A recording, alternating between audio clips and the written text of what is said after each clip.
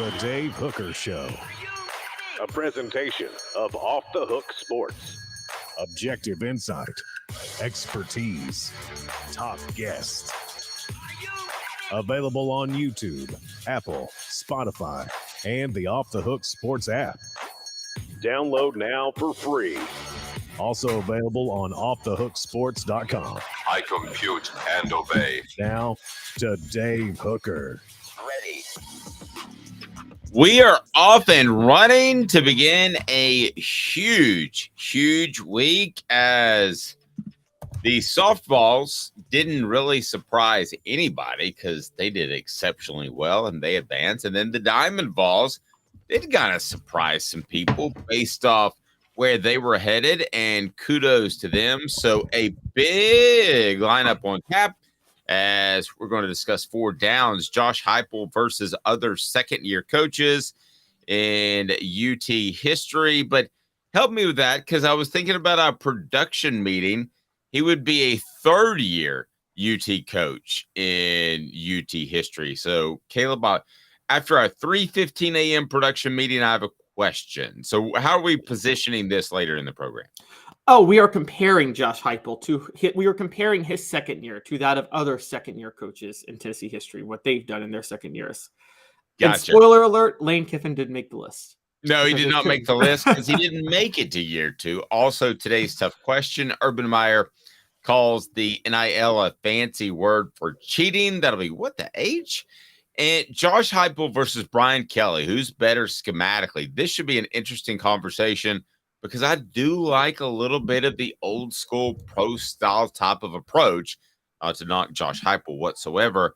And then before we get into it, predicting the Vols' 8-game conference schedule for 2024, because we got into scheduling info and we got into the 8-team permanent playoff model, the 9-team permanent playoff model. And we both agreed that Caleb, essentially, the SEC, who is pretty definitive for the most part in their decisions, got a little bit wishy-washy. So they'll go 8 in 2024, which I don't think is what they want to do long-term. Good morning to everyone.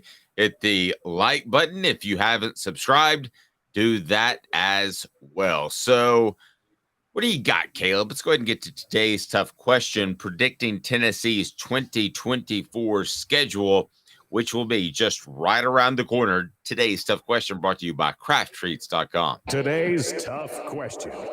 Take a side. Take a stand. The Dave Hooker Show, a presentation of offthehooksports.com. All right, so we'll predict Tennessee's 8-game conference schedule, and it's brought to you by Craft Treats. Go to crafttreats.com, use the promo code OFFTHEHOOK, and you will get 20% off any of their fine products, all homemade, holistic there. But they've got the CBD derivatives where they can take care of your pet's anxiety issues, arthritis issues, or digestive issues. They are awesome. So they're the chill pills. But use the promo code OFFTHEHOOK and you get 20% off any of their products. So predicting the Vols' 8-game conference schedule in 2024. A lot of these schedules are still up in the air, right, Caleb? Because we just now decided as a region, a conference, that on Friday it would be an 8-game schedule instead of a 9-game schedule, which I think is a shame. So when we look at Tennessee's schedule, what do you think? So my guess is, based on things I've heard, because this is such a stopgap moment, because really they just couldn't come to an agreement, I do believe they're going to keep all the rivalries they can intact for 2024, which leads me to believe that Tennessee is going to still be playing Vanderbilt, Kentucky, Florida, Georgia, and Alabama. I think they're going to play all 5 of those games next year. They had better, and if that's your stopgap, then I can roll with that. I hate that they're even having to use a stopgap. I think it's a sign of some troublesome leadership at the top. I don't want to call it incompetent because I think Greg Sankey does a great job for the most part. But yes, this is not a good sign that Tennessee and the other SEC schools are a little unsure about their schedule past 2024. So I hope it's as close to what Tennessee had last year, because I like all of the rivalries pretty much except for Missouri, to be real honest with you. Missouri could fall off the face of the earth, and I would be fine with that. But I hope it pretty much stays status quo and stays the same. And isn't that part of the reason that you're doing this stopgap situation in 2024? I would think. Yeah, that's the big reason. And I'm with you. I like the rivalries. Even people are going to call me crazy. I know Tennessee Kentucky is not a rivalry in football, but it's a college sports rivalry in the sense that Tennessee dominates Kentucky in football, Kentucky dominates Tennessee in basketball, and basically where the rivalry comes into play is one team likes to try to get the better end of upset the other team in one of the other sports, basically. Okay, And so let's do this for just a second if we can. What are the rivalries that Tennessee has? Because Tennessee and listen, if you're another school we mention, don't take this as any sort of insult, or if you're another school we omit, don't take this as an insult, because Tennessee is a weird school that has a ton of rivalries, right? I mean, they have a ton of rivalries and no like natural Michigan Ohio State style of rival. Or I was going to use Auburn, Alabama. I mean, there's no, this is a rival that can't go away. They're all like, these are good rivals. Yeah, it's like that date you go on, and you're like, yeah, that was a good date. That wasn't a great date. It's not like I met my soulmate, and it wasn't a complete dump either, where I'm never going to call the other person back. But they're all kind of really, really good dates where you're like, there's a possibility there. So Tennessee, Kentucky is a rival because partly of basketball. Tennessee, last I checked, was number 2 overall in basketball wins in the SEC to Kentucky. That's been a couple of years old, so somebody could have surpassed that. But Tennessee was number 2. So that's kind of a combo guard rival thing. Vanderbilt, if you're over 70 years old, that's a huge rival, and it's in state. Georgia, to win the East, has become an incredible rival. Same thing for Florida, even more so because Florida had a guy named Steve Spurrier that had Tennessee ties. Alabama, we know Tennessee, Alabama. South Carolina, to me, is not a rival at all. But the ones that I mentioned, and tell me if I'm leaving somebody out, which would be Georgia, Florida, Kentucky, Vanderbilt, Alabama, all have a strong argument that they should be on Tennessee's schedule. Let me hear from the message board, and you tell me what you think. But those are the ones I would hate to lose. And then after that, you can just kind of rotate people in, whether it's the LSUs or the South Carolinas. Again, I'm talking in fantasy world. This is what I would want to happen, Caleb. This is not what I'm predicting will happen. Yeah, it's going to be even when it goes to 9 games, it's going to be a 3-6 model. So you're going to have to get rid of 2 of those rivalries. My guess is Tennessee is going to have to drop. They're going to have to drop Florida, Kentucky, and Georgia, because by default, the SEC needs 3 teams for South Carolina to play permanently. And I think Tennessee is going to be one of those teams. And so it'll be Tennessee, it'll be South Carolina, Vanderbilt, Alabama. As for next year, I think they can keep all 5 of those games for next year at the very least. And honestly, next year, bring some old rivalries back. You got a little bit of flexibility with an 8-game schedule. So have Tennessee play Ole Miss and Auburn too next year. Well, I'm fine with that. But when we look to 2025, what are going to be the rivals? Are we going to be all back in this debating once again, or are we going to figure out what's best and then go with that this year? We're going to be all back in it in 2025. And it's going to be who will either it'll stick at 8 games, which is just going to be, I don't know if they can stick at 8 games, or we're going to see them go to 9 games and there will be a 3-6 format. And at that point, it'll be who should Tennessee's 3 permanent opponents be. And it'll be a debate amongst those 5 or somebody else.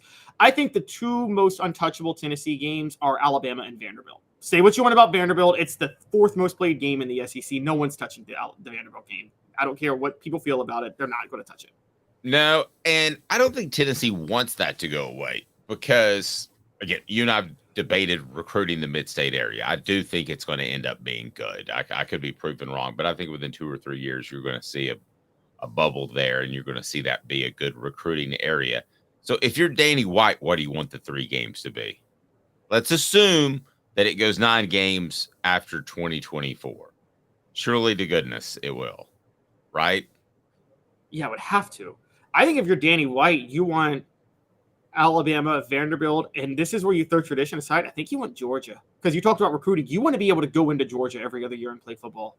I just for agree. recruiting purposes. I agree. And I know we talked to Cooper and Jacob, but they're not the only ones.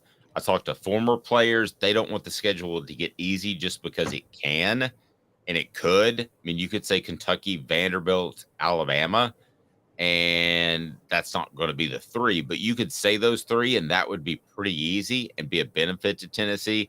But the players that I talked to and the former players, they want to play the tough ones. You mentioned Georgia. I agree with you, but I don't want to agree with you. I take Georgia just slightly over Florida because, I grew up in the Florida series time. So emotionally, I'd rather have Florida. But from the standpoint that you're talking about of recruiting, if you got to play a tough perennial program, and Georgia's better than Florida now, but you don't know what it's going to be like in 5 years. If you'd rather play a tough perennial program that's in the East, what remains of it, then it's got to be Georgia because you want the recruiting exposure there. Oh, I agree. And I never thought about that in the past. And it didn't hit me until you've talked to me about more than anybody about how much Tennessee relied on South Carolina to win the national title in 98. Well, what happened? South Carolina joined the SEC in 1992. And I'm pretty sure Tennessee playing South Carolina every other year in South Carolina helped them recruit that state pretty well. And I never thought about the concept that playing schools like that. And then in basketball, I don't know if you know this, John Calipari, when he took over Memphis back in 2000, he canceled series with Ole Miss and Tennessee. And he had a good point. Memphis has very good high school basketball talent. And he was like, why should I let these schools come into Memphis to recruit talent when we have to go to their places? And it's not like you can go to Knoxville and recruit the same level of talent. And no, he was right. Nobody wanted to hear it, but he was exactly right. I wouldn't have played Tennessee if I were in Memphis. Yeah. Yeah, you don't want them coming in to recruit your players. Yeah, I mean, if I had the option, I wouldn't play Tennessee if I were Vanderbilt's head coach. In basketball? Yeah. Or football? Yeah. No, if I had the option, I mean, you don't, but if you did, I mean, why? Because again, I think Nashville's a growing city. We can debate whether or not it's going to be a great recruiting city. It is great in basketball recruiting already. It's already a great basketball recruiting place. Right. So I don't want you dudes in there wearing your snazzy orange jerseys, running around the Memorial Coliseum and having players in the Nashville area think, I'd rather go there. They look a lot cooler than that gold and brown stuff that Vanderbilt uses. Yeah. I mean, what Calipari tried to do. Honestly, give me, no offense, Vanderbilt fan, but other than the degree, give me one reason to go to Vanderbilt. Anybody on the message board. I might give away a Hooker t-shirt or a Kraft Treats gift certificate. And it ain't like hookers are a good reason to go to Vanderbilt because Tennessee is a little bit not, they're never going to legalize that. So it's right. Now, everybody think about it. I guess the town is pretty cool. I guess. I don't Nashville know. Being in Nashville. I mean, being in Nashville is really cool. I do love Nashville. But yeah, but I haven't been to Nashville in so long. There's a matter of time that it's coming. It's either this year, next year, or it's within 5 years. Travis says Nashville is bleeping awesome. Yeah, but we're going to show up before long, and it's going to be like Atlanta from the 90s to the 2000s to me. Whoa, it got too big. It's going to be like downtown Gatlinburg from the 90s to now, and it's like, whoa, it got too crowded. It's funny. So one of my friends, a really good friend of mine, he's African-American, lives in Atlanta. He's like, I feel like Nashville's like white people's Atlanta. That's what he said. It's actually a pretty good comparison. Jacob Warren, what should people do with this channel? What's up, everybody? This is Jacob Warren asking you to like, subscribe, and share. Dave needs this. He certainly does. All right, let's move forward. Where that was today's tough question. We predicted the Vols' 8-game conference schedule in 2024. We forgot to use the element, so we might use it later. What the H? Talking Urban Meyer. Why does Urban Meyer make what the H and he's not even a coach? This is like the second time in a month. What the H? What the? What was he thinking? Release the hounds. The Dave Hooker Show. Keep cool. A presentation of audacious.com. Urban Meyer, you silly, silly, silly man. He calls the NIL a fancy word for cheating. Nope. What you had was a fancy word for being immoral. You had 85 scholarship athletes that weren't getting paid, and they should have based off of their physical prowess, based off what they brought to the university. That, my friend, was cheating. It shows how sociopathic that Urban Meyer can be. Listen, we can debate NIL if it's good for college football, if it could end up being the end of college football. I get that. But the simple laws of our land in the United States of America, you bring something to the table, you're worth something. So, no, NIL is not a fancy word for cheating. What they were doing before NIL was a fancy word for cheating. And I know a lot of people use the term slavery, and I think that's an unfair term because of the abuses of slavery. But a lot of people have used that in the past. I'm not going to go that far, but that was cheating, making someone go out and perform a job for free because you have the market cornered for somebody that wants to make it to the NFL and be a professional football player. That is cheating. And it went on for like 80 years. That's cheating. It's absolutely cheating. And I don't know where to go with this, to be defensive of NIL or to just wonder, to debate the nerve of Urban Meyer of all people to take any morality stance in college football. The guy who had a wife beater on his staff and knew about it and didn't tell anybody.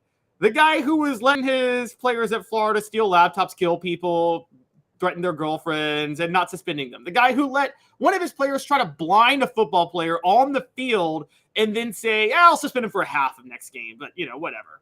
I mean, this is the guy that did not care about it. And by the way, you texted me over the weekend. There's a 30 for 30, not a 30 for 30, a Netflix documentary coming on just how immoral Florida was. I saw that. That's bizarre. Yeah.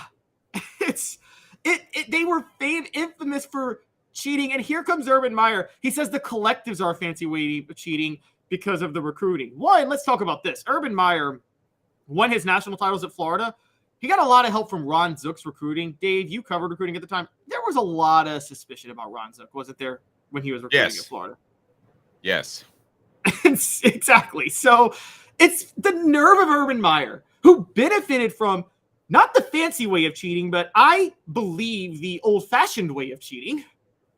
And on top of that, to benefit from his fancy way of cheating, which is to say, I will let my players abuse and harm anybody, and I don't care as long as they win me championships. He needs Brother, to I'm with you. sit down and shut up. I think we're both dead right for two different reasons. Okay, so I'm going to go the history of it, and I'm not going slavery, but I'm going to say to some extent indentured servitude is what it was, because you didn't have another option. At least in the NBA, you could go to Europe for a year, right, and then come back. Right. You didn't have another option. It was really disgusting. And listen, it ruined countless, and when I say countless, hundreds and hundreds and hundreds and hundreds and hundreds of players' ability to make money at football because they weren't great students. And I'm sorry, I'm going to stand up for those guys. That's a fact.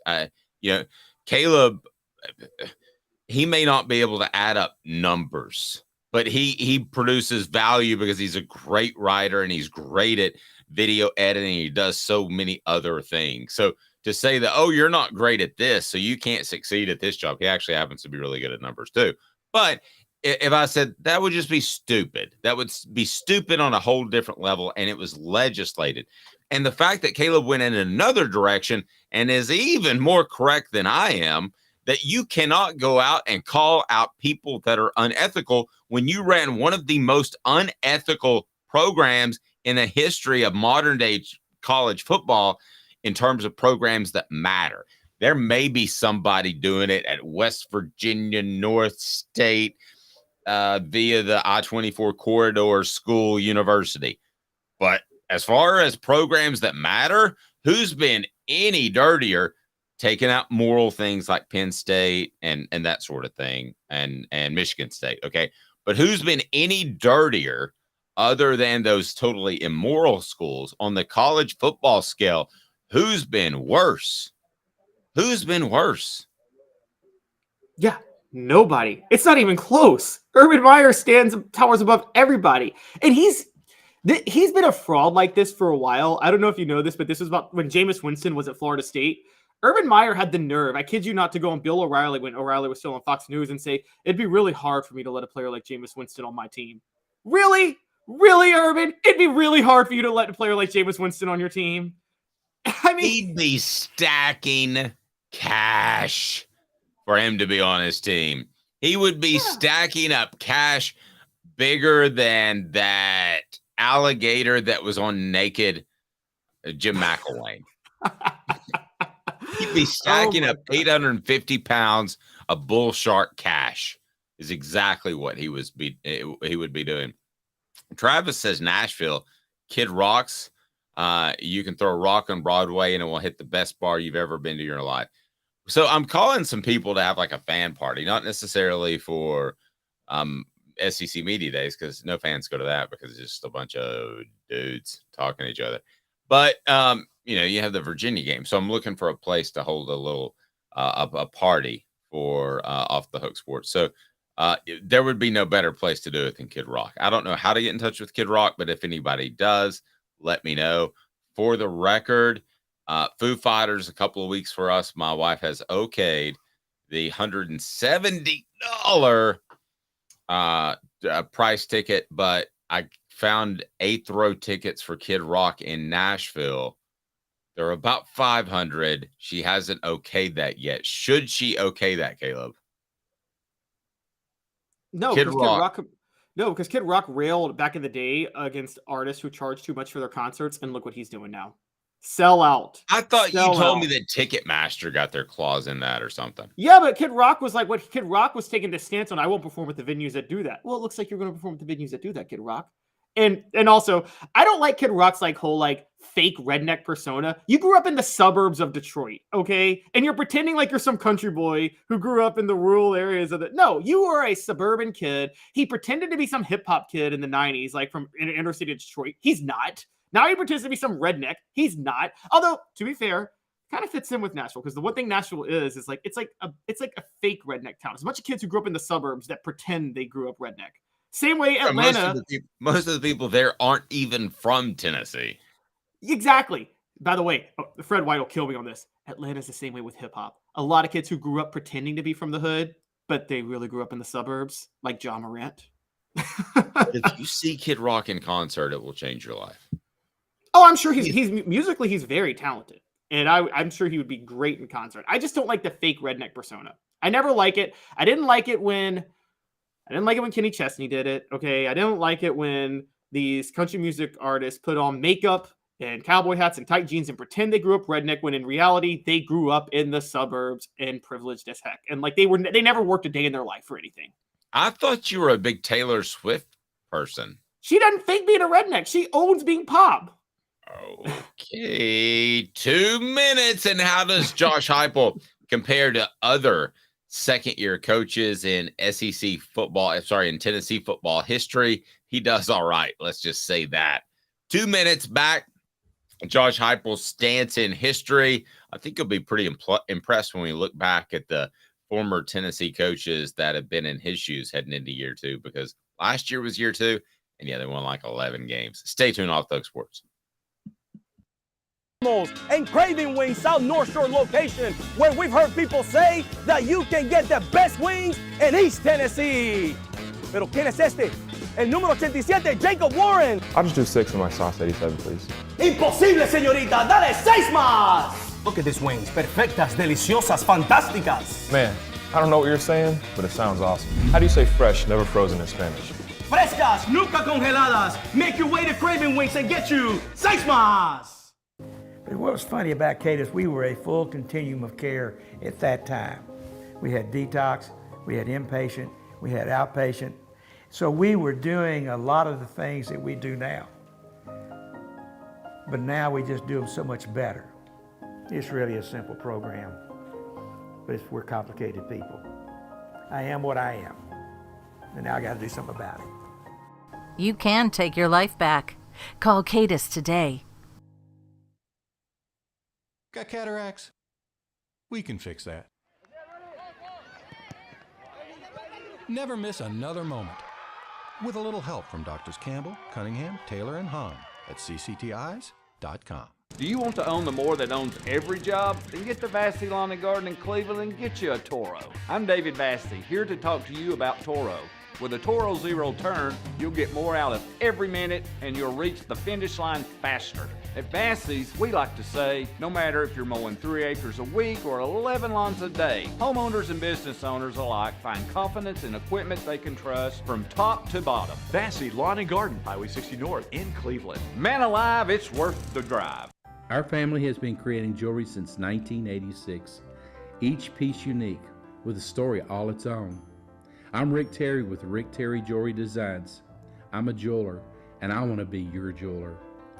We're grateful that you chose us to be Knoxville's best jeweler. My family and staff look forward to serving you. So please come see us. Kingston Pike and Campbell Station Road in the heart of Farragut and downtown on Gay Street, right next to the Tennessee Theater. A college football tradition like no other. Yes, sirree, boys and girls. Or a guy that just won't leave. Wow, that is sad. The Dave Hooker Show, YouTube, Apple, Spotify, and the free Off the Hook Sports app. A presentation of Off the Hook Sports. Back to Dave Hooker. So on the surface, year 2, if we had to grade it, looks like what? Caleb Calhoun, it has to be an A+, right? You beat Alabama, you beat Florida, Georgia is Georgia. I don't know. Do you want to say A because of the South Carolina collapse, the Columbia collapse? It has to be A for 2 reasons. There are second-year coaches that have won national titles, including Urban Meyer. Yes, I called him Urban Meyer. But also just relative to Tennessee football history. There are 2 coaches who had better second years than Josh Heupel. Not by much, but if we're judging by championships, they had better second years. Let's get into that right now, and it will be 4 Downs. 4 Downs is brought to you by Andy Mason of AndyMasonRealEstate.com. Andy Mason of realestate.com is absolutely phenomenal. I will tell you more about him, but first, it is 4 Downs, and it's brought to you by AndyMasonRealEstate.com. Taking a look at Josh Heupel and where he ranks among Tennessee and SEC coaches that have completed their second year. Should be pretty good. 4 Downs. 4 questions. 4 answers. The Dave Hooker Show. 4 Downs. A presentation of OffTheHookSports.com. Okay, I'm going to start with first down. Pruitt Butch Dooley. And it's brought to you by Andy Mason, AndyMasonRealEstate.com. Go there, save thousands or tens of thousands of dollars, over 40 years of experience in Andy's office. And Andy Mason of AndyMasonRealEstate.com is phenomenal because best service, best prices in the biz. So first down, Pruitt Butch Dooley. How does Heupel's second year compare to those collection of bozos? Better than all of them. The closest is Jeremy Pruitt, who went 8-5 his second year. Even after that, Georgia State and BYU losses to open up the season. But so if I made you pick between the 3, strictly based off of their second season, of those 3, had they stayed at Tennessee, which they weren't going to, which do you think had the most impressive second season? Because with Pruitt, you have to factor in, too, that he did win 8 games, but I think we've learned now, hindsight 2020, he brought in some talent. He brought in talent, and also that was probably the easiest schedule Tennessee ever played. If you go back and look at that game, the SEC East was really, really down at that time. Not that it's much better now, but it was bad. And Pruitt lost to BYU and Georgia State to open up the year that year.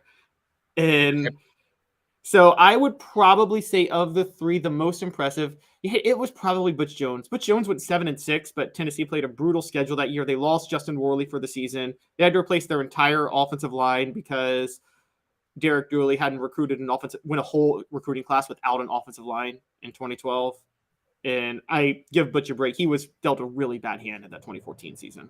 All right, so Butch, compared to those 3 guys, gets a Hey now. And they get a You suck. Second down. Heupel was way better than all of them, to be fair, but yes. Yes. Second down, Philip Fulmer. Where does he rank? So here's my question to you. Do we count Fulmer's second season 1994 or 1993, given the fact that he partially coached in 1992? Man, I thought you'd go there. I would probably count it 1993 because you didn't have to clear the program hasn't been recruiting at a high level for a while, which you do with most second-year coaches, right? So yes, I mean, and he was in charge for a good part of the year anyway. So I'm going to say 93, but let's take a look at both years on Second Down, brought to you by AndyMasonRealEstate.com. So 93 was the seventh. It'd be the seventh best second year in Tennessee football history for coaches. There were 6 others. Pretty good. It is. But if you do 90, because he went 10-2, but I argue the 93 team underachieved. If you look at the talent on that 93 team, there's no reason they shouldn't have won a national title that year. Honestly, they were loaded with talent. That seemed, when you ask about year 2, it made it difficult because year 3 to me was kind of like the transitional year where it was Philip Fulmer got his claws in it and that was his team. Whereas 92, you didn't have the year 2 bump in the road. I'm sorry, 93. You didn't have the year bump in the road. That's difficult. Okay, so but anyway, and 94. Go ahead. Sorry. Yeah, 94 he went 8-4, and I think people consider that. But everybody, it was a healthy 8-4 season because of what you said. That was a very young team. That was the Peyton Manning class. Everybody knew that the next few years were going to be great. You probably remember, I was too young, but I'm guessing everybody knew the next few years were going to be great after 94, didn't they? Yeah, you had a really good feel after that. All right, so, and then they followed that up in the 95, 96, 97, 98. The 95 class was the top class in the nation. That was before widespread recruiting rankings, but most people consider that the top class in the nation. AndyMasonRealEstate.com. Third down, Caleb Calhoun. And the question I have for you is, how about a guy named Johnny Majors? Year 2, Johnny Majors. Take me back. All right, Johnny Majors' second season was not as disastrous as his first, but it was not good. He went 5-1. I don't know the sentiment of Tennessee at the time because I wasn't born until 1988, but I wonder, it seemed like Johnny Majors had a long leash for the struggles that happened in the late 70s, early 80s, and I'm guessing it's because of how beloved he was and people understood that Tennessee was so far behind on facilities. Because that and everybody had a longer leash. Nowadays, if you haven't made an impact by year 3, that's troublesome, right? Yeah, you're gone if you haven't made an impact by year 3. Yeah, so back then it was everybody kind of got 5 years. And if you stumbled upon to a good year in 4 or 5, you probably got 7 or 8 years. So I don't think it was just Majors, but the fact that he was a beloved son and had success at Tennessee certainly was a factor. But yes, he got a long time to get things turned around, which he did. But let's go to fourth down. General Nealand. How did he do in his second year? General Nealand had the second best second season in Tennessee football history. He went 8-0-1 that year in 1927, and Tennessee won the Southern Conference, its first Southern Conference title at the time. That year, Tennessee, so for people who don't know the story, General Nealand was hired to even the score with Vanderbilt because Vanderbilt dominated the series. Right. Not Alabama, not Georgia, not Florida, not Kentucky. It was Vanderbilt. That was the one. It was Vanderbilt. Yep. In 1926, he lost to Vanderbilt. In 1927, the year I'm talking about, he tied Vanderbilt. From then on, he dominated to the point to where by the time he retired for good, Tennessee had even the score with Vanderbilt. And this was the last year that he wouldn't beat Vanderbilt. So of the group we mentioned, who had the better second year than Josh Heupel? Is it It's just General Nealand, right? It's just General Nealand. But General Nealand did not have the best second year in Tennessee football history. Oh? That honor rests with, believe it or not, Bowden Wyatt. Hey now. who took over in 1955. General Nealon, for those who don't know, was forced into early retirement because of his health issues. He stayed on as athletic director, hired Harvey Robinson, one of his own proteges. Harvey Robinson didn't perform well. He fired him, and then he brings in Bowden Wyatt, who I think had like a lot of success at Wyoming or somewhere like that. And Wyatt just walked in there with spurs a jangling, the cowboy hat, and there he is, ready to go. And it was 1956. Tennessee went 10-1. They lost the Sugar Bowl, but as I've told you guys, bowl games don't matter. Keith Jackson, till the day he died. Let me tell you about Keith Jackson. Are you doing it the announcer? Yes, the announcer. Okay. He claimed that he felt Tennessee should have been declared national champions that year. They finished number 2, won the SEC. Johnny Majors finished second in the Heisman that year. They had a very legendary win against an old rival, Dave, Georgia Tech. That was their signature win that year. They beat Georgia Tech 3-0. My interview with Keith Jackson, I think it was the same year that Bobby Bowden won there was a General Nealon Award and there was a Lindsey Nelson Award that would go out to the best coach and the best broadcaster. And they always showed up because they were big awards. They weren't maybe like the Dodd Award, so to speak, but they were big. And I remember interviewing Keith Jackson, and I said, what's the one thing you're looking forward to most in retirement? He goes, well, let me tell you, not looking at a clock, not looking at my watch, not worried about it. And I said, well, that makes sense because in broadcasting, everything's timed out. He goes, oh, you know it. Makes sense. He took a job doing the Pac-12 games 2 weeks later. He did. I remember that. Oh, my God. I got to be honest. When you said not looking at my what, I thought you were about to say not looking at my wife. And I'm like, wow. Yes. Oh, let me tell you, she slipped a bit. Oh, couple other names I want to mention, by the way, before we get out of this topic. Doug Dickey finished in the top 10 his second year, 1965. He did pretty good. And there were Bill Battle, 71, did pretty good, 10-2. John Barnhill, he was mentioned on the message board. John Barnhill, whether he finished in the top 10 his second year, for those who don't know, he coached Tennessee between Neyland's second and third stint, probably weathered the most difficult time period in Tennessee history. This was at the height of World War II. And Barnhill was having to lead the program those 5 years. And Tennessee was very limited in what they could do.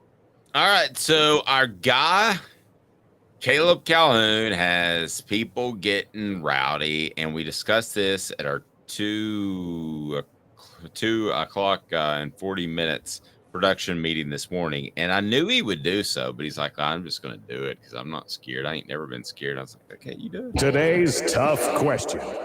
Take a side. Take a stand. The Dave Hooker Show, a presentation of offthehooksports.com.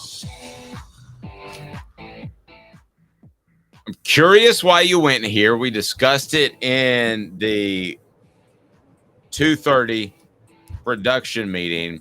Josh Heupel versus Brian Kelly. Who's better schematically? And it's brought to you by Campbell, Cunningham, Taylor, and Honda. Look at me, no contacts, no glasses as well, because I had the LASIK surgery, and it is fantastic. Local doctors that care about you, cataracts as well. And they've got the individual vision centers for your regular checkup. So you got Josh Heupel versus Brian Kelly. Who's better schematically? Now, if you can define, as we did this morning at the 12:45 a.m. production meeting, if you can define what you mean schematically, do you mean across the board? Do you mean just on offense? You mean offense, defense, special teams? I'm assuming you don't mean putting together a program, which people could argue I've got a scheme of a method for putting together a program, but define what you mean by schematically. Yeah, I was thinking specifically offense since they both come from an offensive background. And I'm saying one game for your life, who do you trust to put together a better offensive game plan? One game for your life. So I'm entering the SEC championship game, and I've got Brian Kelly of LSU versus Tennessee.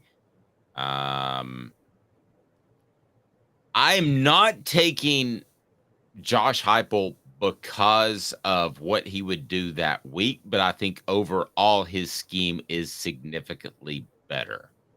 So I would take him not based off game planning, which makes it sound like that. And I'm not knocking him on game planning either. I thought he had a great game plan versus Clemson that took advantage of what Joe Milton III did the best. I'm taking Josh Heupel because the overall scheme. So in other words, 2 supermodels scheduled to attend an event. If one's dress isn't quite as nice as the other, if Brian Kelly outdoes it on dresses, then fine, he gets that. But as a whole, it's Cindy Crawford versus Caleb Giroux. Caleb Drew will love this. He's from Louisiana. So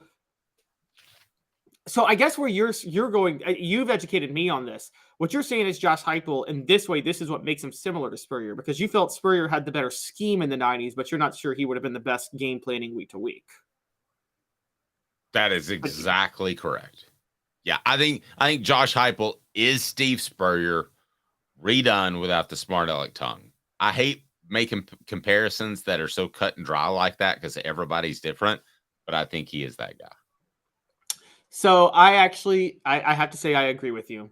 I think, but I'm going to take a caveat. I think it depends. Josh Heupel's scheme, if they're both coaching NFL teams, I'd take Brian Kelly yesterday, today, tomorrow to run the NFL team over Josh Heupel every day of the week. I wouldn't even think about it. I think his offense translates better.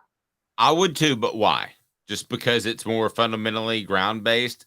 Yeah, it's got more pro style elements. Okay, before you go too far down that road, let me play devil's advocate, even though I agree with you. Tennessee runs the football, right?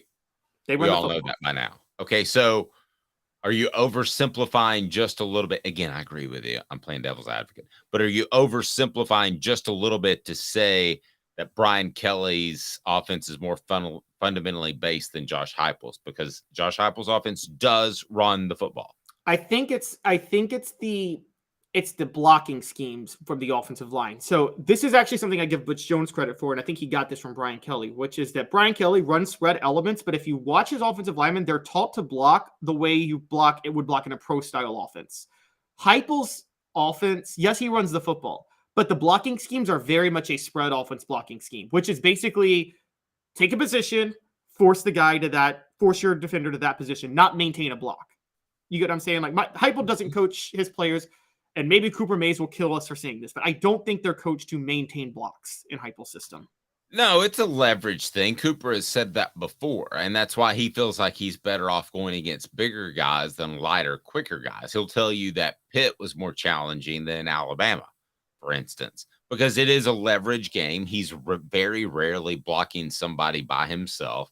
No, I think there's something to that. I don't go that far down that road because then you get into Butch Jones territory, and they didn't have a hand on the ground. When I saw that, I was like, that was every bit as big of a red flag as Dave Clawson flipping offensive lines. And when I saw that, I mean, seriously, when I saw that Butch Jones didn't even have a guy in goal line with his hand on the ground, I was like, this is trouble. They don't even know how to put their hand on the ground in a 3-point stance. I mean, nobody's asking for a 4-point stance, but for the love of goodness, you're on the 2 and you're standing on 2 feet. So this is nowhere like that, but it is at the very least keeping defenses honest and a little bit more. So to me, it is every bit as fundamentally sound in the college game as anything that Brian Kelly does. I would absolutely take it. And I hate the fact that people say gimmicky and people on the message board think that's a bad thing. Listen, because of the loosey-goosey offensive rules in college, gimmicky should be a compliment. Can we just officially try to change that word from a negative connotation to a positive connotation? I'll take a little gimmicky. Look at what Mike Leach, rest his soul, was able to do, how Mummy was able to do at smaller schools. Yet, that is not Josh Heupel's offense. It may have a twinge of gimmicky, but it's still fundamentally based. That's what it is. And that's why I think Tennessee fans get rubbed the wrong way on the gimmick line, the G word. But the simple fact is, it is a little gimmicky, but most offenses are, even if we want to go back to the wing T, but it's fundamentally sound. So I think Tennessee's got a great thing going. Offenses are gimmicky until everybody does it, and then they're standard. The single wing that Neyland adopted in 1926 was gimmicky. In 1956, it was outdated, and Tennessee was staying committed to it. And they were like, the T formation is just too fashionable, and it's going to go away. And then Tennessee adopted it with Doug Dickey, even though the T formation was the original formation before the single wing. So you're right. I'd like to quote. Have y'all ever seen the documentary on Elizabeth Holmes, the Theranos woman who created like fake blood work for people and went to prison over it? No, have not seen anything about her. It's a great documentary. She is a fraud and she belongs in prison, but she had a great quote one time, even though she belongs in prison, which is that first they think you're crazy, then they fight you, then you change the world. That's how offenses work in football. First they think you're crazy, then they fight it, and then everybody's running your offense. No, I completely agree. When I watch Brian Kelly's offense, pro style is too strong of a word, but I see an offense that is more pro style based, but has little tweaks in it to make it more adept at the college game. Whereas when I look at Josh Heupel's offense, I see a college offense with some pro style approaches, which is have the ability to run the football. I think they're on not completely opposite ends of the spectrum, but opposite ends of the spectrum in terms of the way they approach the offensive game.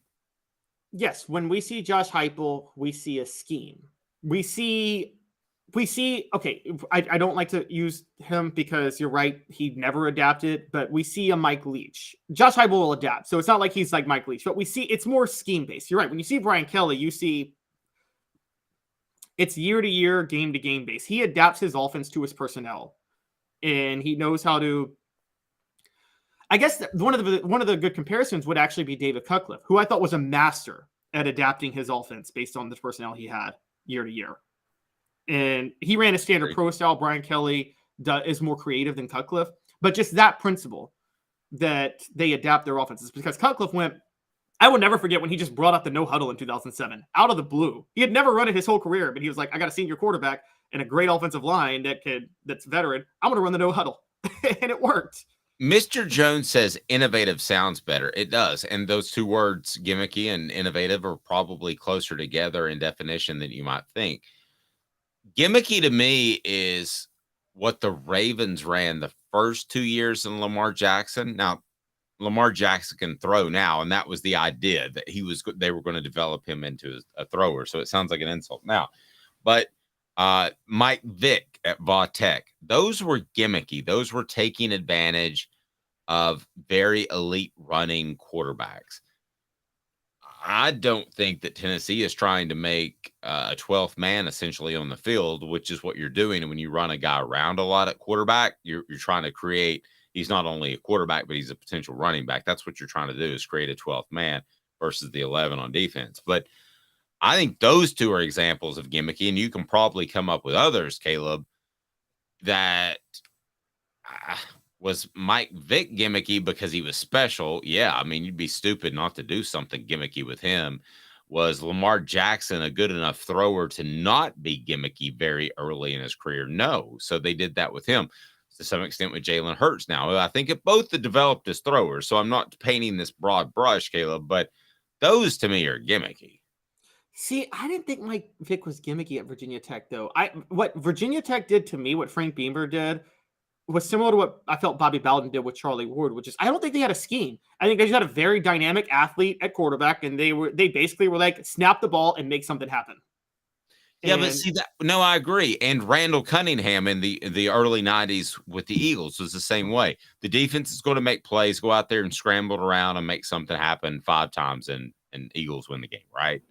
That to me is gimmicky, because when you lose the Vic, you lose even college or pro, and you lose Randall Cunningham, your offense completely stops. If Tennessee this year loses Joe Milton III, Nico's going to step in, and the offense isn't going to completely stop. Maybe just you and I workshopping this thing have defined what's gimmicky and what's not. That's true. What's innovative versus gimmicky? That's a fair point. So, but then I'm like, okay, Gus Malzahn was innovative, But if Auburn loses Cam Newton in 2010, the offense still stops. You're not going to replace Cam Newton. Yeah, that is just a special sort of player that almost goes into a different category.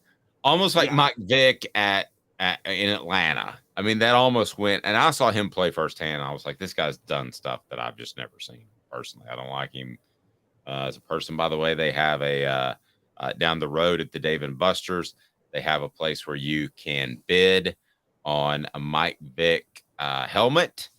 And I just, I filled it out as emailed Dave at aspaca.com. So I went down that road of yes, I had not forgot that he abused animals. Is it too soon, too long? No, I'm one of those people. I do believe it's the biblical Saul to Paul story, and I believe in redemption, but there are some things it's like the level I don't think people understand the level of animal abuse that went on in the dogfighting ring. I mean, they were like electrocuting and drowning dogs after they lost. It was just bad. There's a specific player that we've chosen not to work with because of things I know about his background, a former Tennessee player. So it's not just where I am. I mean, there's certain things that I can't get beyond. But yeah, I think if you have a Vic or you have a Cam Newton, you take advantage of them. And then when they're gone, you're not going to be able to take advantage of them anymore. So you better have something good to go. So what happened in those particular cases with Frank Beamer? What happened with Gus Malzahn? You had coaches that couldn't continue that offensive success without those very special players. I think the question you have to ask yourself is how in the world did they get those players in the first place? And I would say kudos to both of them for adapting an offense to do things that were special. But still, I look at both of those situations and those were gimmicky because you had a guy that was so special. Which is where that was different from, for instance, Tom Osborne. Tommy Frazier was the best quarterback to run that offense. But guess what? When Tommy Frazier graduated, Scott Frost came in and he won another national title. He was just darn fine, wasn't he? Yep, he was. Just fine. And John Chambers could not figure out how to stop him on green. So yeah, and I don't think Tennessee will be gimmicky if you factor in that they will have a quarterback ready to play. Gimmicky to me is just relying completely on one guy's ability. Or would you call the triple option back in the day like Georgia Tech ran and drove people crazy in the 90s and 2000s? Is that gimmicky? To me, that was gimmicky only in the sense of, again, here's where the line comes into play. And this may be where Heupel's different from Mike Leach. It's gimmicky if you don't adjust. And the Georgia Tech triple option, Paul Johnson took advantage of the fact that nobody in the ACC was running the triple option. So it's hard to prepare for them that 1 week. I'll give you an example. We'll go to basketball. No one likes to hear this. Bruce Pearl's success at Tennessee was because of a gimmicky system he ran when he first took over. Like, do you know how pressing for 40 minutes in college basketball, that nobody in the SEC was prepared for that. And it was fun to watch. Yeah, but Arkansas did the same thing. So is that was gimmicky or is that aggressive? That was gimmicky. What Nolan Richardson did was gimmicky. And he was a great coach. That doesn't mean he's not a good coach, but it was gimmicky. Bruce Pearl, remember, when Bruce Pearl's own recruits came in, he didn't have the same level of success that he had with Buzz Peterson's recruits. Not because Buzz Peterson's recruits were better, but I think the SEC kind of caught up a little bit with what he was doing, which was just like the SEC caught up with Steve Spurrier, by the way, in the late 90s. He won one SEC title his last 6 years after winning 5 in his first 6 years. And I think that's what happened with Pearl. Pearl's still a great coach, succeeding at Auburn. He's innovative as well as gimmicky because he adjusts to he's able to adjust with this system, but his commitment is still to flex offense and press and score in transition. And that's what he lives and dies by. He swears by it. Yep, absolutely. How about those Diamond Vols? They were supposed to go to Clemson and just get knocked out of the tournament, right? Wasn't that how things were supposed to go? Clemson hadn't lost since, I think, April the 28th at one point. They had players that could play, and it was a tough draw. And what did Tennessee do, Caleb? We'll discuss that after this with Zach Hare. He's our He has officially become our baseball analyst, so we're looking forward to that. And he's with Sports Treasures, so we'll tell you the latest there. We're excited about some things that we're going to be able to do with Sports Treasures working forward. So he's Caleb Calhoun. I'm Dave Hooker. 2 minutes, and those Diamond Vols ain't dead yet, and they're not rounding second, giving everybody the single finger salute either, which is good. 2 minutes off the Hook Sports. At sun, sand, and salt water, the beach is a very relaxing place. Unless you wear contacts. Ow! Open your eyes to the best the beach has to offer with LASIK vision correction from Campbell Cunningham Laser Center. Ah. Hi, Mike Davis here with City Heating and Air, reminding you to always dare to compare. Our team provides quality local heating and air service, installation, and maintenance across East Tennessee. We use only the best equipment like American Standard heating and air conditioning for your residential, new construction, or commercial needs. Honesty, dependability, and customer satisfaction have been the cornerstones of our business since 1961. City Heat and Air. Dare to compare.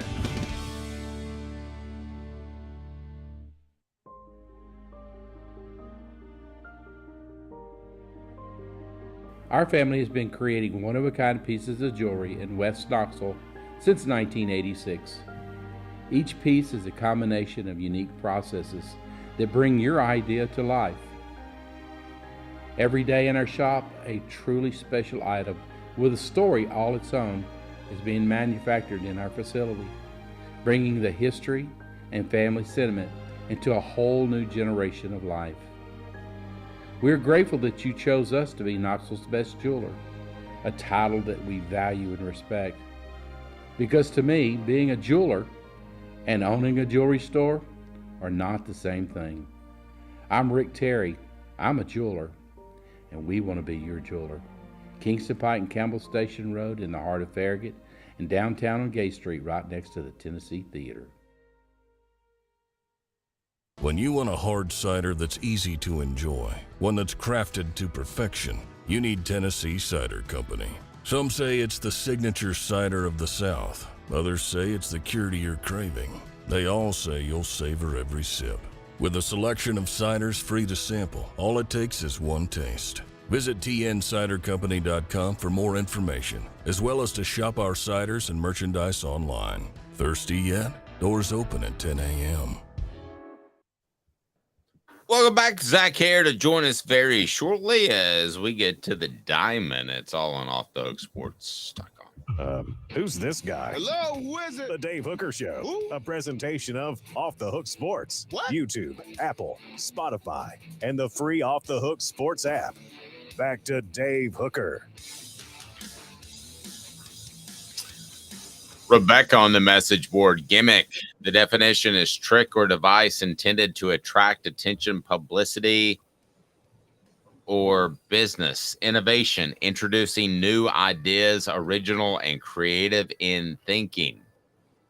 So if you want to talk Josh Heupel's offense, some people like to say gimmicky. I would say innovative. Zach Hare joins us now with Sports Treasures. Excited to start working with him very soon. And we had Zach on last week, and it was obvious he knew the Diamond Vols and he knew the SoftVols as well. So we wanted to hit him up again this week, regardless of what happened over the weekend. But Zach, as it turns out, things worked out pretty well. How are you, buddy? I'm doing well. How about you guys? We're doing well. Tell us what's going on at Sports Treasures before we look at the Vols and SoftVols, the Diamond Vols, all the Vols, and what they might be able to do headed into June. Yep. So the big one this week is Series 2 baseball comes out on, should be here Wednesday. So you'll have some of your bigger rookies in there. Anthony Velopa will be the big one for the Yankees.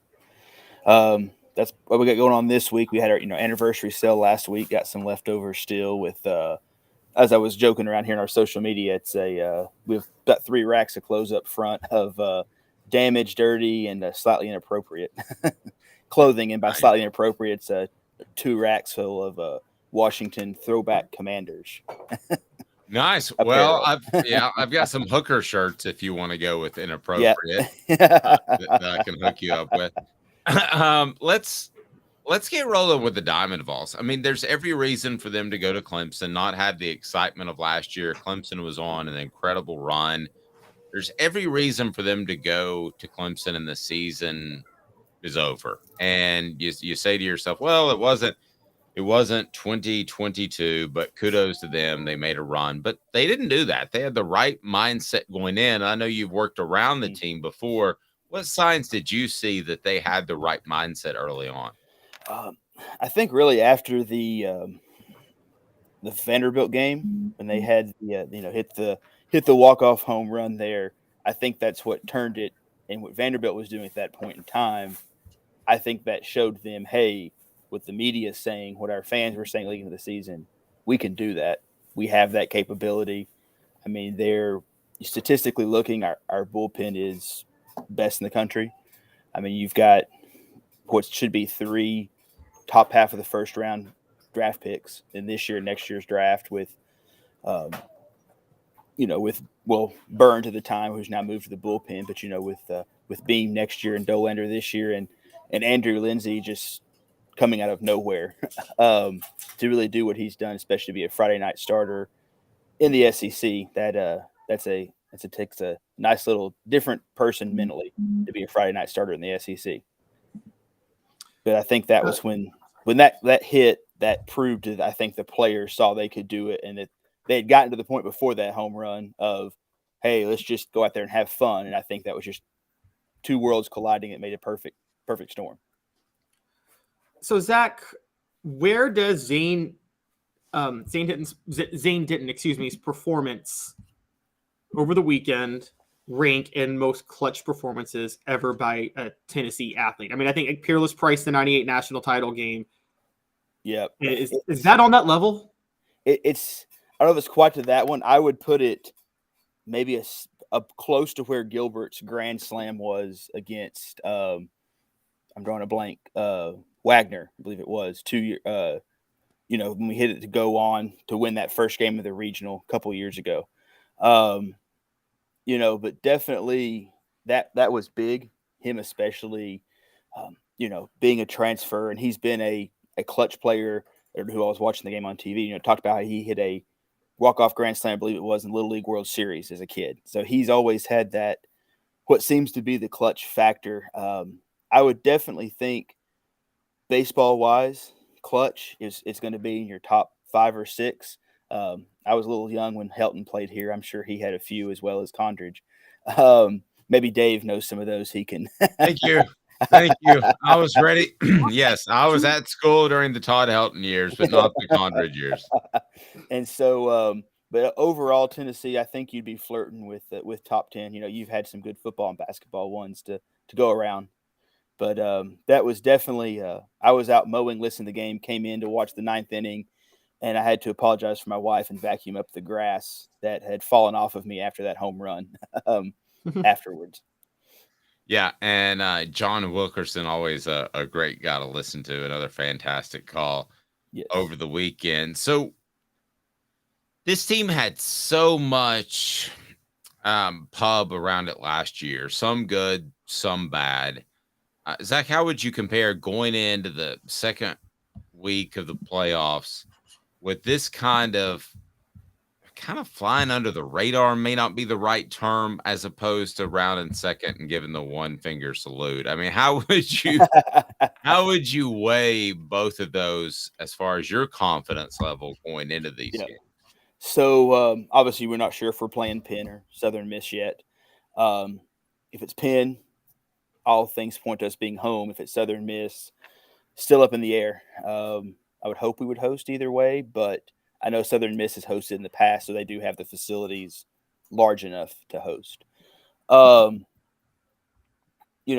of a lot of things that reminds me of, and you see a lot of times in sports, is, the 98 national championship team in football. The 97 team was loaded, came up short.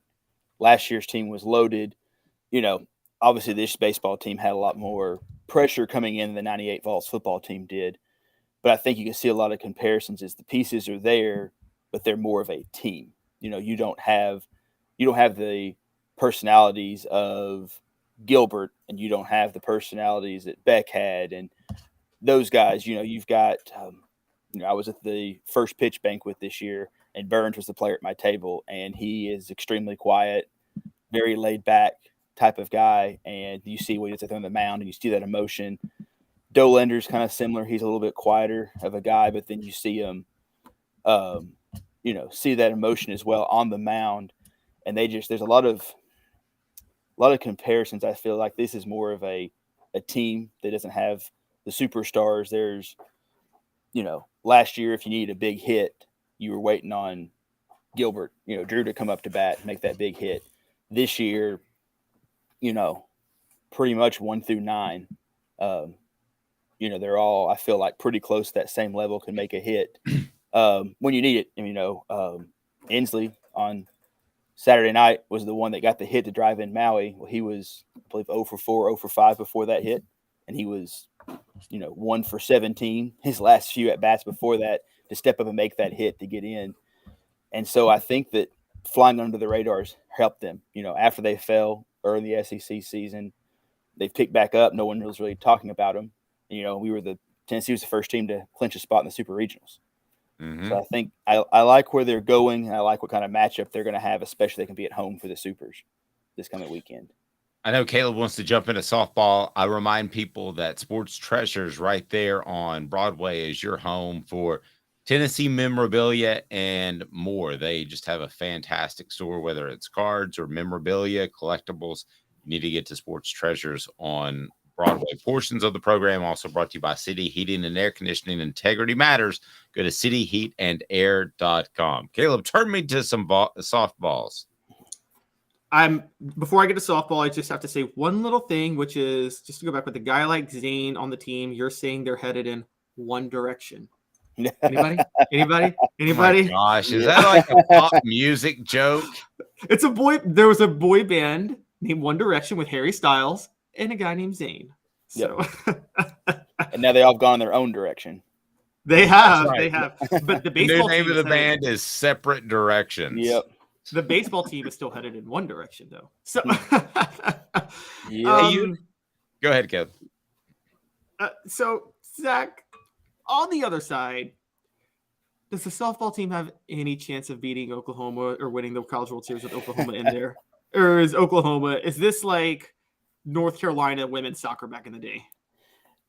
It's going to be tough when you got to beat them twice. There was an article here I believe it was the paper, Fridays when they played Oklahoma, I believe.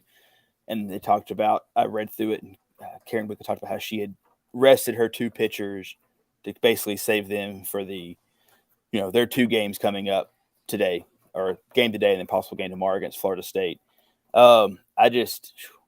Oklahoma is so good across the board.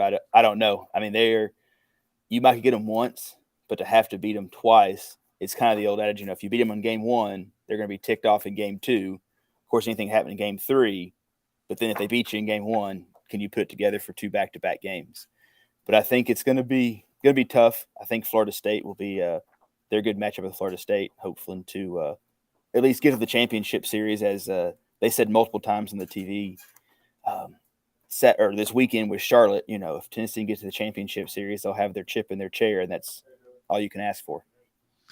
Hey, Zach, I know you're at Sports Treasures right now, so we want to let you go here in a little bit, but there's a fine line between knocking on the door, like just every year, year in and year out, and then not winning a championship, and then it almost works against you. Where are the weeklies right now in your mind? Because they're knocking on the door. Reminds me of Florida State in the 90s, to date myself. And they're knocking on the door. Tennessee was one of those teams in the 90s. But at what point do you wonder, I'm not sure that they're going to actually be able to get it done for whatever reason? I don't know if it's so much them, but the teams that are around them. I mean, if you look at what they have this year, pitching is phenomenal. They've got great hitting. They've got all the parts you're looking for.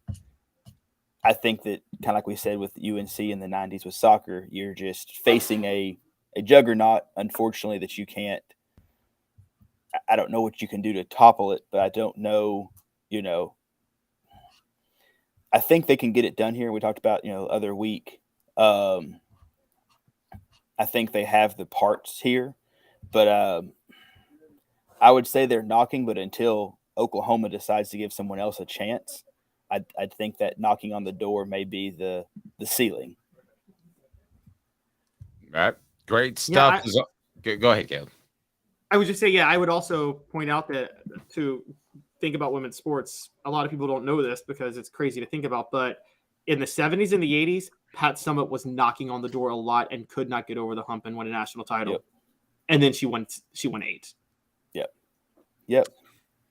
Great point. All right, so what do we got going on, Zach, at Sports Treasures? People need to get down there now.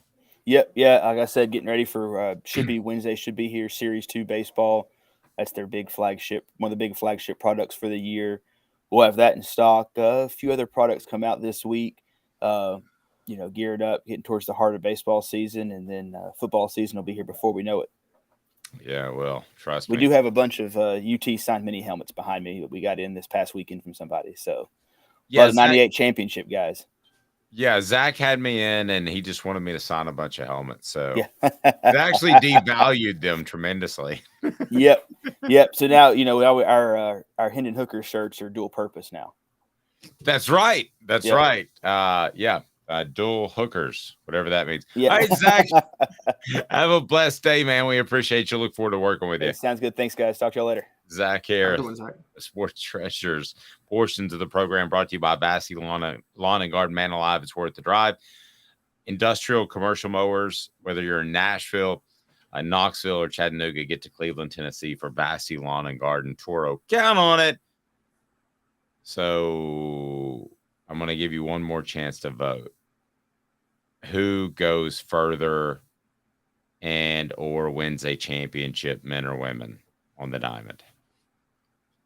I'm going men because of what Zach talked about. Oklahoma is, they're like the Oklahoma football team of the 50s, that had that 47 straight game win streak with Bud Wilkinson. That's what Oklahoma softball is right now. Or the Nebraska of the 90s that Tennessee ran into a couple of times. That's true. Tennessee was better than that Nebraska team. Yeah, shorter span. But right. They just Tennessee did what they did, and they were probably going to beat you at it. Yeah. I just maintain that if Peyton Manning's not hurt and Tennessee has a defensive coordinator that knew anything about the triple option, Tennessee could have won that game. What year? 98 Orange Bowl. Yeah. 97, 98. 97, 98. Yeah. Well, Peyton shouldn't have played. He was also on David Letterman showing off his big swollen knee like 4 days before the game, which was not the greatest, smartest move in the world. I mean, his pants wouldn't wrap around his knee. Do you remember that? I actually do, funny enough. And I actually remember there were questions about his NFL future because of that knee for a minute. Yeah, it was a bursa sack. So there's one sack you don't want to hurt. It's a bursa sack. That ain't the only sack you want. He's Caleb Calhoun. I'm Dave Hooker. Weekdays at 10 o'clock. This has been a presentation of Off